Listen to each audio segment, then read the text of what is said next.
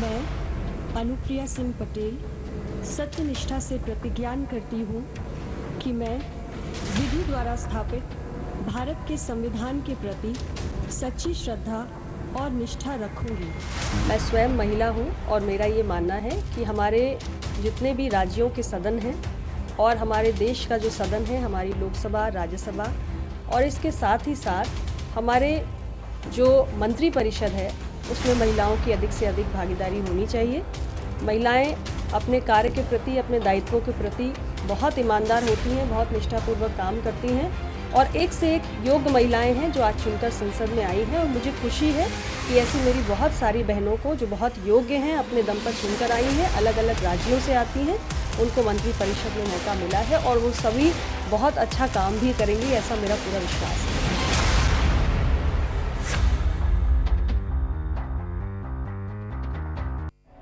सारा प्रणाम समय की खास पेशकश में आपका स्वागत है। मैं हूं भूपेश कोहली। आज हमारे साथ वो शख्सियत मौजूद हैं जिनको किसी परिचय की वो मोहताज नहीं है। Anupriya Patel, ministry of state for commerce and industries हमारे साथ मौजूद हैं। तमाम मुद्दों पर बातचीत होगी। कोरोना काल में एक अहम जिम्मेदारी मिली है अनुप्रिया जी को, और क्या चैलेंजेस रहेंगे, उत्तर प्रदेश में किस तरीके से आगे की रणनीति रहेगी, अपना दल को किस तरीके से वो और प्रमोट करेंगे, गठबंधन किसके साथ होगा, कोरोना काल में क्या चुनौतियां रही हैं, उन चुनौतियों से पार पाने में स्टेट गवर्नमेंट कितना सफल रही है, तमाम और मुद्दों पर बातचीत होगी। तो चलिए शुरू करते हैं। अनुप्रिया जी, बहुत बहुत स्वागत है आपका। सबसे पहले मैम जानना चाहेंगे, सबसे युवा मंत्री हैं आप और आपकी कार्यप्रणाली को हमेशा प्रधानमंत्री हों, उत्तर प्रदेश के मुख्यमंत्री हों, हमेशा से सराहा जाता है। अगर ये मंत्रालय आपको मिला है, इसके लिए आपकी क्या तैयारी है, आगे क्या चुनौतियाँ देखते हैं आप इस मंत्रालय में?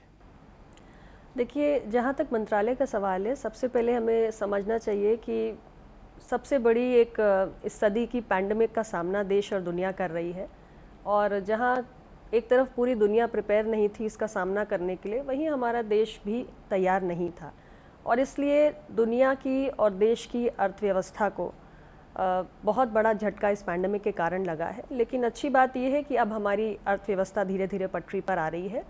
तो जहाँ तक मंत्रालय का सवाल है, हमने ये टारगेट जो माननीय प्रधानमंत्री जी ने हमें दिया है कि हमें इस हालातों में हमें करना ये है कि जो हमारे एक्सपोर्ट्स हैं, मर्चेंडाइज एक्सपोर्ट्स खास करके जो है, उसे हमें इस फिस्कल ईयर में लेकर जाना है टारगेट $400 बिलियन तक और 2027-28 तक इसको हमें पहुंचाना है $1 ट्रिलियन तक। तो फिलहाल ये टारगेट हमें मिला हुआ है और इस समय जो ग्लोबल एनवायरनमेंट है, जो वैश्विक परिस्थितियां हैं, वो भी काफ़ी फेवरेबल हैं और हमने अपने इंडस्ट्री चेंबर्स के साथ काफ़ी संवाद भी निरंतर बनाया हुआ है और बहुत ऑप्टिमिज्म है इंडस्ट्री में भी और हमारा वाणिज्य और उद्योग मंत्रालय भी पूरा सहयोग कर रहा है और मुझे लगता है कि जो हमारा टारगेट है वो पूरा भी होगा और हमारी अर्थव्यवस्था को नई जान भी मिलेगी। अफ़गानिस्तान की अगर बात करें, जैसे कि आपने बताया कि कोरोना काल में पूरी दुनिया की अर्थव्यवस्था को कहीं ना कहीं झटका लगा, धक्का लगा है।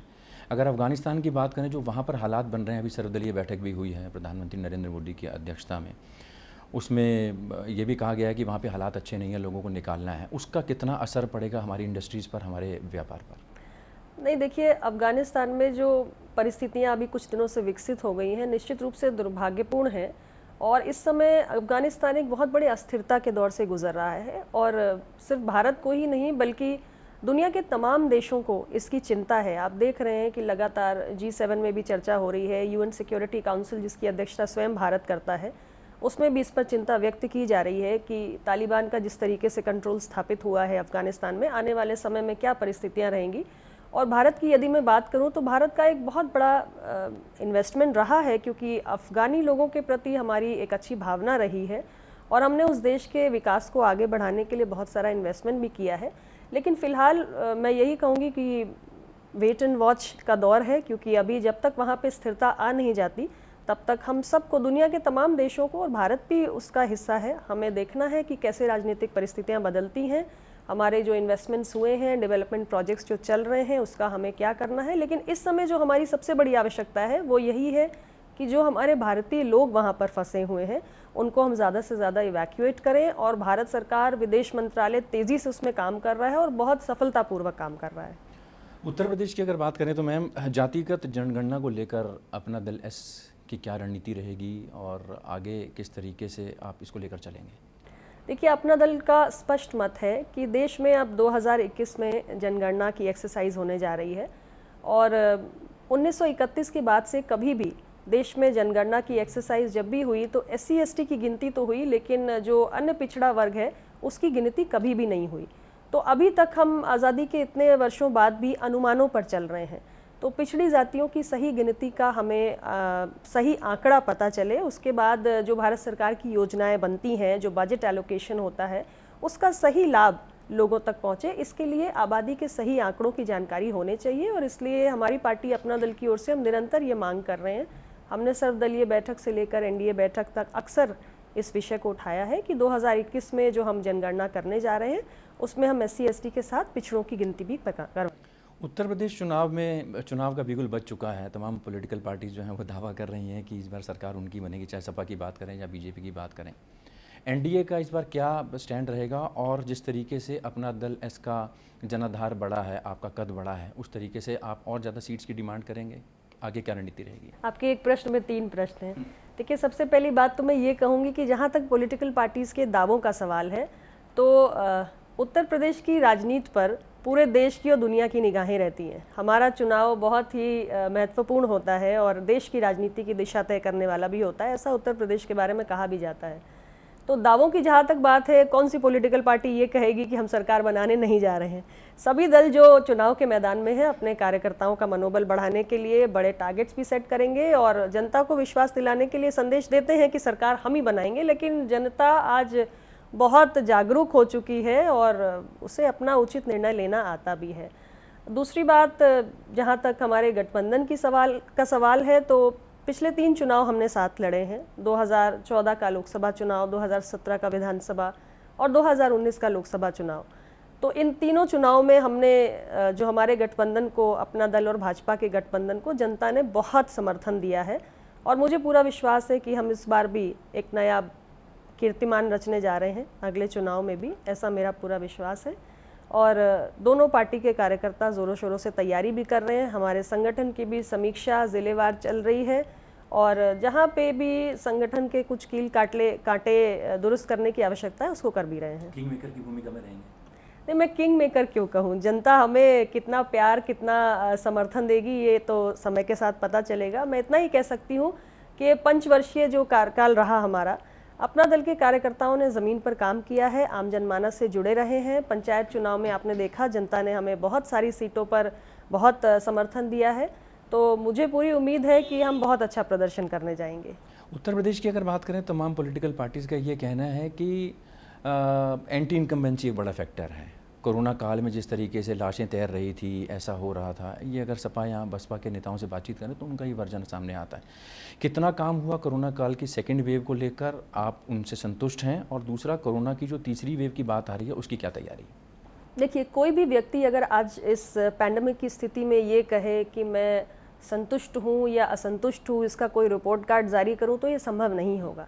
मैंने पहले भी कहा कि ये इतनी बड़ी पैंडमिक है जिसके लिए 100 साल में एक बार आई है, कोई भी प्रिपेयर्ड नहीं था। तो जब हमारी कोई मानसिक तैयारी ही नहीं थी, और कोरोना, WHO जो आप कह रहे हैं, उन्होंने कहा कि कोरोना तो इतनी जल्दी जाने वाला नहीं है, हम लोगों को कोरोना के साथ जीने की आदत डाल लेनी है, क्योंकि जो वायरस है वो रेगुलरली लगातार म्यूटेट कर रहा है, नए वेरिएंट्स आ रहे हैं।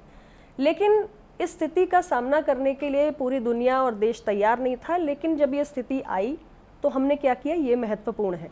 आज दुनिया का उत्तर प्रदेश बिल्कुल और आप देखिए कि दुनिया का सबसे बड़ा टीकाकरण अभियान चल रहा है आज देश के अंदर। 59 करोड़ लोगों का वैक्सीनेशन हो चुका है। उत्तर प्रदेश में 6 करोड़ से ज़्यादा लोगों का वैक्सीनेशन हो चुका है।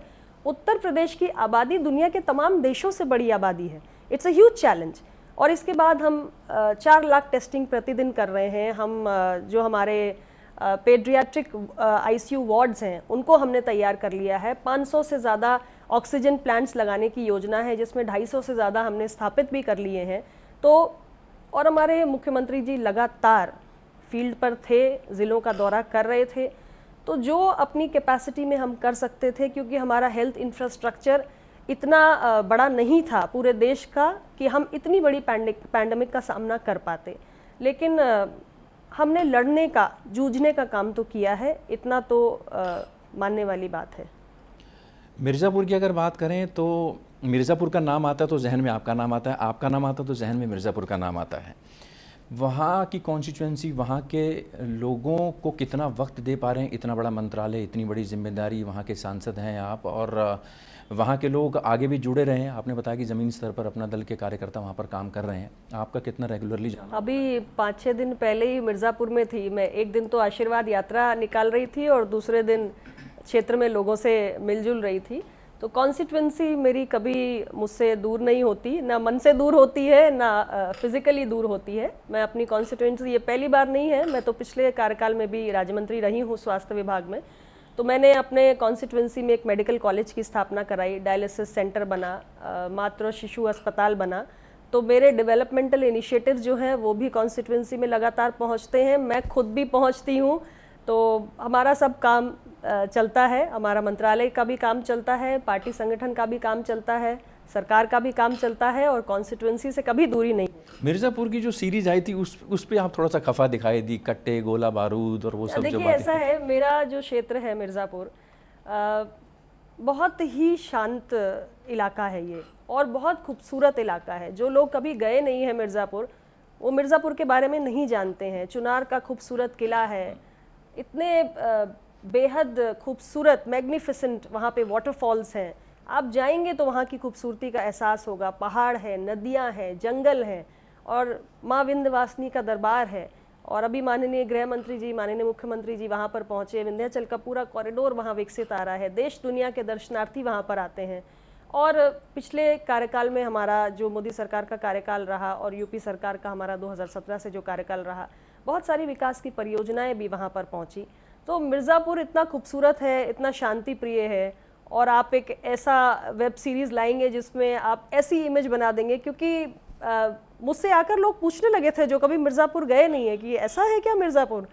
तो मुझे लगता था कि ये मेरे मिर्ज़ापुर की क्या छवि खराब बन रही है, तो इसलिए ज़रूर उस पर मेरी आपत्ति रही है। मैम, राम मंदिर कितना बड़ा मुद्दा रहेगा इन चुनावों में? ये देखिए, राजनीति का विषय तो न कभी था न है, आस्था का विषय है, और बहुत सारे लोगों की आस्था थी, बहुत सारे लोगों की चाहत थी। सुप्रीम कोर्ट ने फैसला किया, मंदिर बनके तैयार हो रहा है। लेकिन जहाँ तक हमारे उत्तर प्रदेश की चुनावी राजनीति की बात है, तो मुझे लगता है कि सरकार ने विकास के दृष्टिकोण से जो एक नई पहचान राज्य को दी है, उसका निश्चित रूप से हमें लाभ मिलने जा रहा है। जो लोग आरोप लगाते थे कि मंदिर वहीं बनाएंगे, तारीख नहीं बताएंगे, इस तरीके के स्लोगन्स भी आते थे, उनको कुछ कहना चाहेंगे? मैंने फिर कहा, ये आस्था का विषय है। आज लोग देख रहे हैं कि उनके सामने बन रहा है, और उससे ज़्यादा हमारे प्रदेश की एक नई पहचान बन रही है। ये अपने आप में बहुत महत्वपूर्ण है, क्योंकि इतना बड़ा राज्य है और इतनी सारी उम्मीदें हैं, और मैंने फिर कहा कि देश की राजनीति में बहुत बड़ी भूमिका है।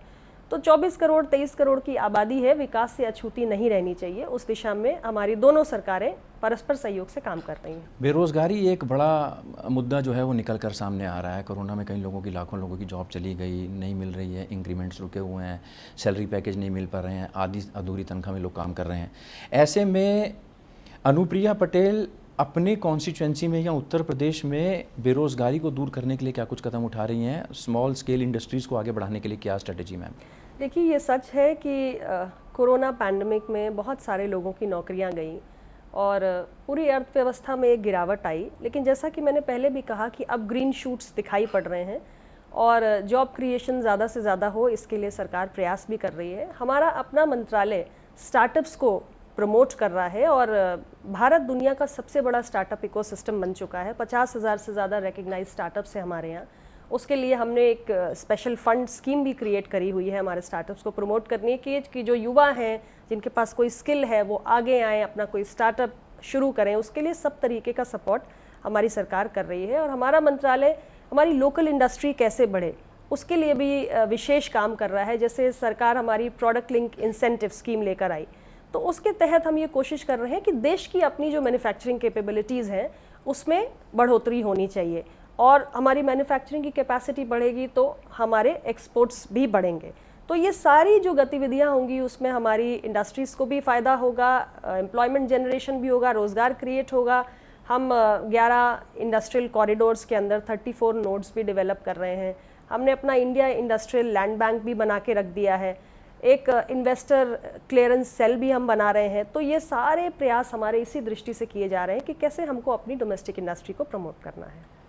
एक कला में आप महारत हासिल रखते हैं ऐसा कहा जाता है। आप बड़ा सामंजस्य बैठाते हैं अपने संसदीय क्षेत्र में, अपनी फैमिली में, अपनी पर्सनल लाइफ में और इतने बड़े मंत्रालय में। ये कैसे मैनेज करते हैं चारों पांचों चीज़ें? ये समय के साथ आ जाता है जैसे किसी को तैरना ना आए और आप उसको फेंक दीजिए नदी में और जान बचानी हो तो सीख ही जाएगा। तो ऐसे ही होता है कि जब आप किसी काम को करना शुरू करते हैं तो जो चुनौतियां आती हैं उससे लड़ना और उनका सामना करना और संतुलन बनाना सीख जाते हैं। पश्चिम बंगाल के अगर चुनाव की अगर बात करें तो भारतीय जनता पार्टी को जितनी उम्मीद थी, एनडीए को जितनी उम्मीद थी, उतनी सफलता वहाँ नहीं मिला। हालांकि 30 से 70-75 पर पहुंचे, हाँ, वो भी बिल्कुल, कोई प्रोग्रेस लेकिन तो हुई है। यहाँ ये कहा जा रहा है कि उत्तर प्रदेश का जो चुनाव हो वो सेमीफाइनल है पार्लियामेंट चुनाव का।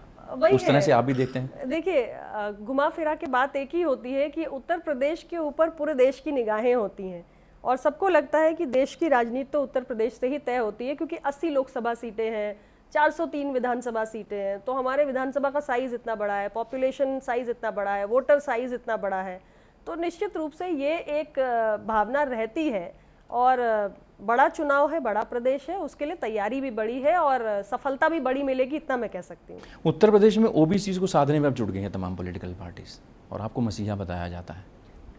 नहीं, ये तो अच्छी बात है। मैं क्या हूँ ये जनता को तय करने दीजिए, लेकिन इतना ज़रूर कहूँगी कि अपना दल सामाजिक न्याय की विचारधारा को लेकर हमेशा से संघर्ष करता आया है। 1995 में इस पार्टी का गठन किया मेरे दिवंगत पिता यशकाई डॉक्टर सोनेलाल पटेल जी ने, और जो पिछड़ा शोषित वर्ग है उसके अधिकारों के लिए आजीवन वो संघर्ष करते रहे और हम सभी कार्यकर्ता उनके बताए हुए रास्ते पर चल रहे हैं। हमने संसद के अंदर राष्ट्रीय पिछड़ा वर्ग आयोग को संवैधानिक दर्जा देने की मांग भी उठाई। हम पिछड़ा वर्ग का अलग मंत्रालय गठित करने की बात भी निरंतर कर रहे हैं। पिछड़ों के वैकेंसीज का बैकलॉग पूरा किया जाए उसकी भी मांग कर रहे हैं। इसके साथ ही जो अभी हमारा नीट की मेडिकल की प्रवेश परीक्षा में एमबीबीएस और पीजी के एडमिशन्स में ऑल इंडिया कोटा के तहत ओबीसी कोटा जो लागू नहीं था उस विषय को भी हमने उठाया और माननीय प्रधानमंत्री जी ने उसका समाधान भी किया।